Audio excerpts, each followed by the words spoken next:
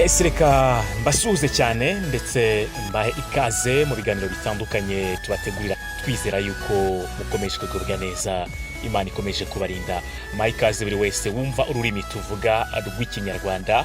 Ushobora kuba utari umunyarwanda ariko ukaba utwumva, ushobora kuba uri umurundi, uri umukongomani uturuka muri Uganda. Hari abantu benshi bumva kandi bakurikira ikinyarwanda. Mwese tubahaye ikaze, turanabashubije cyane. Nuko rero umunyarwanda aragize ngo ujye gutera uburezi arabwibanza. Reka duhere hano i Kigali ndetse no mu ntara zitandukanye z'u Rwanda, nuko tuze kwambuka igihugu cy'u Rwanda tugere i Bugande, Burundi, muri Kenya, muri Congo ndetse n'ahandi. Hanyuma kandi tuze gukomeza tugere overseas cyangwa se hakurya y'inyanja muri Leta Zunze Ubumwe za Amerika, i Burayi, muri Australia, muri Asia ndetse n'ahandi hose mudukurikira biciye ku mbuga nkoranyambaga. Nge ni MC Jado cyangwa se Jado Tuyishime, niryo zina menyereweho cyane. Ngiye kubagezaho ino nkuru nk'uko nayibateguriye. Hanyuma n'ubundi kuva na kera igihugu cy'u Rwanda ndetse n'u Burundi byari ibihugu by'ibivandimwe. Hanyuma rero kuba byasaba n'abageni ni ibintu rwose navuga yuko bitari bishya. Yes, ubwo tugiye kugaruka mu bimwe mu byaranze ubukwe bwa Frere ndetse n'umukobwa w'umunyarwandakazi. Frere akomoka mu gihugu cy'u Burundi, naho Bahavu Janet akomoka no mu gihugu cy'u Rwanda. Abantu benshi baramuzi. Nk'uko rero twagiye tubibana muri comments mu nkuru twakoze mu masaha y'uyu munsi mu gitondo, abantu benshi mwagiye mudusaba amafoto, amashusho agaragaza uko ubukwe bwari bumeze, uko ubukwe bwagenze muri rusange. Twagerageje rero kugenda twegeranya amwe mu mafoto twabashije kubona, tugomba kubibagezaho nk'uko mwari dusabye.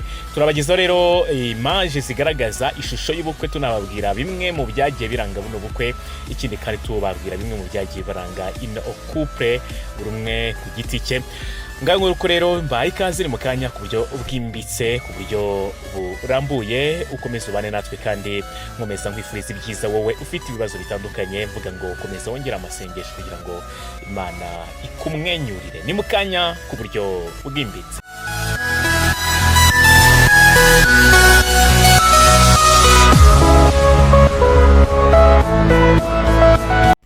Yes, rero namwe muri kugenda mubibona mu mafoto meza cyane yafashwe mu buryo butandukanye, hagaragaza ibihe bitandukanye by'abano bageni bacu, no kuvuga ngo Frere ndetse na Bahavu. Bahavu ni umukobwa w'umunyarwandakazi uzwi cyane, ubu ngubu azwi muri filime yitwa Impanga series, ni filime ye. Ariko ubwo kumenya Bahavu binajyana no kumenya Frere, kuko niwe muntu uyifatira amashusho akayatunganya, icyo bita montage.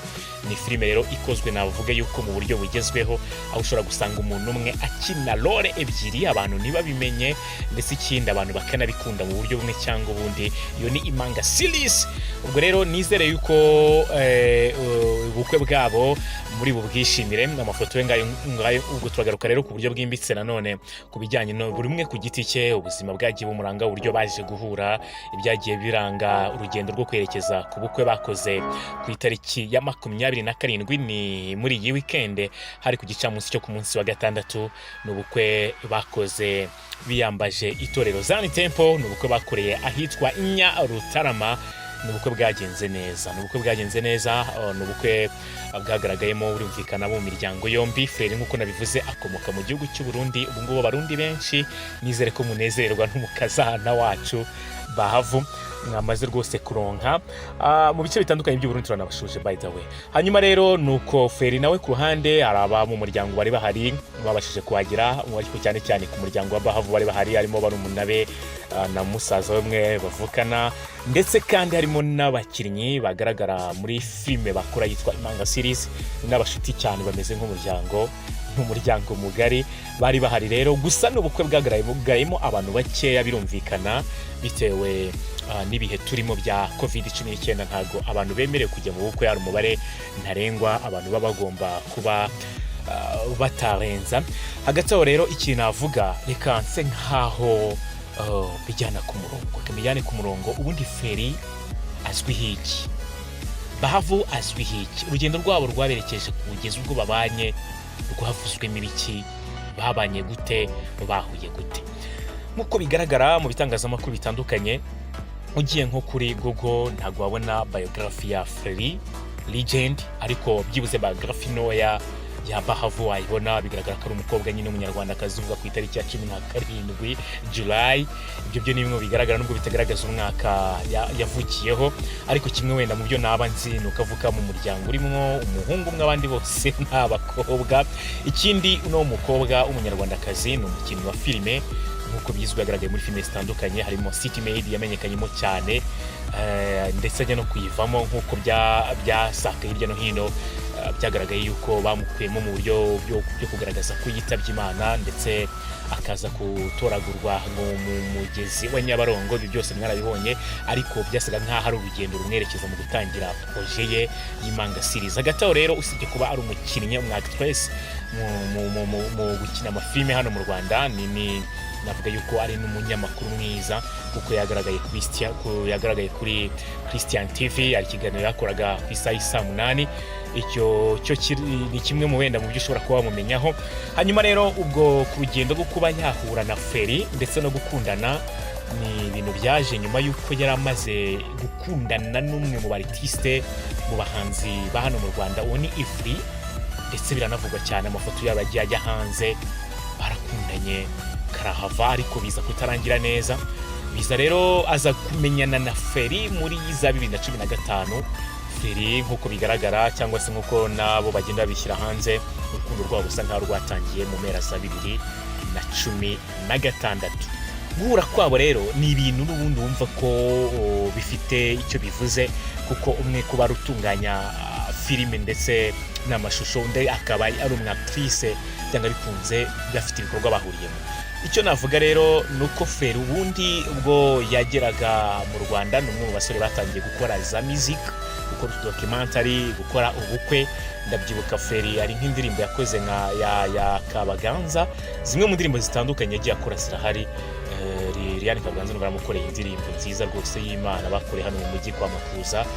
Yagiye akora ubukwe bwiza, urebye nko kuri YouTube channel ye afite, usanga ariho ama highlight y'ubukwe yagiye akora meza, kuko meza, bigaragaza ko ari umuhanga cyane. Ibyo rero byaje gutuma urugendo batangiranye, yaramwiyambaje Bahavu, yiyambaje n'umusore amukorera amashusho meza ya filime, ndetse n'ibintu byaje kuva mu rukundo. Bitangira no kujya hanze cyane mu myaka nka za 2019 kuzamura, kugeza ubwo rero baje no ubwabo kubitangaza mu bitangazamakuru ko bakundana, ndetse n'abantu bakunze kuba bari hafi cyane, bakunze kubana mu buzima bwa buri munsi kubera akazi banakora, bakunze kugahuriraho. Hanyuma rero baje kwicara neza banoza uburyo bakwiye kubana, ari nabyo rero byagirije finally ku munsi wo kuwa gatandatu nyine biyeretse imiryango, ndetse bakajya imbere y'ibiganza by'Imana bagahabwa umugisha. Ariko si byo gusa, kuko byabanjirijwe n'ibirori byabaye ku itariki ya 17 z'ukwezi kwa mbere gushize, kwezi kwa mbere nibwo bagiye imbere y'amategeko. Ni ibirori nabyo byari bitegejwe n'abantu benshi, bari bambaye neza cyane, baberewe, nuko baza kubyemeranywa imbere y'amategeko. Amakuru agiye avugwa nuko nyuma yo bakingira imbere y'amategeko byagomba kuba bakurikizaho n'ubundi mariage religieuse, niko dukunze kubyita hano mu Rwanda.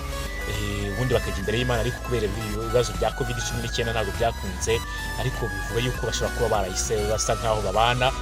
Kuko unarebye nka video minsi ishize ku munsi wa Saint Valentin, uyu Feri yashyize ahagaragara, bigaragaza yuko byanga bikunze bashobora kuba barabanaga. Ni surprise yamukoreye, ubwo yafashe urugendo ava mu rugo yerekeza mu mujyi, ajya kugura nyine impano yaguteguriye kuri uwo munsi nyine ubudasanzwe w'abakundana, arayimushyikiriza. So ni ibintu rero navuga yuko byiza cyane, ni ibintu byiza cyane byo gushimira, ndetse navuga yuko umuryango uzahurira kuri byinshi bitewe n'imirimo bakora. Navuga yuko kandi ari n'umuryango mwiza, baraberanye bose, nta muntu wavuga ko bataberanye. So tubifurije rero ibihe byiza, tubifurije kuzagira ubukwe bwiza, kuzabyara hungu na kobwa. Rero bimwe mu byaranze buno bukwe, burya amagambo ntago aba ari ngombwa cyane, ahubwo n'amafoto avuga byinshi. Ngira ngo mwagiye mubibona basaga neza mu myambaro myiza y'imituku, ndetse agatimba niko dukunze kwita, ni umwambaro w'abageni.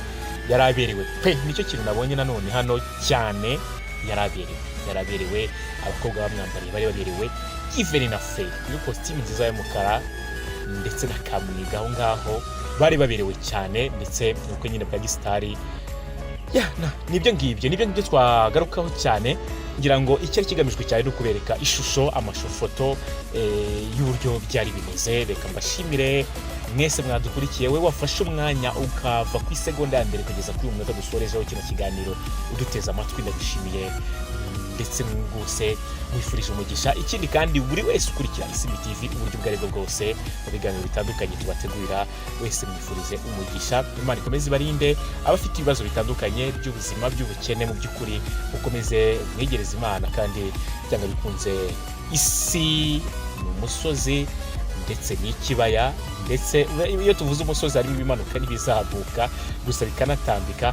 Nguko uko bimeze iyo ugize ibibazo rimwe utaha bimera neza, mukomeze kwihangana. Reka mbashimire cyane rero.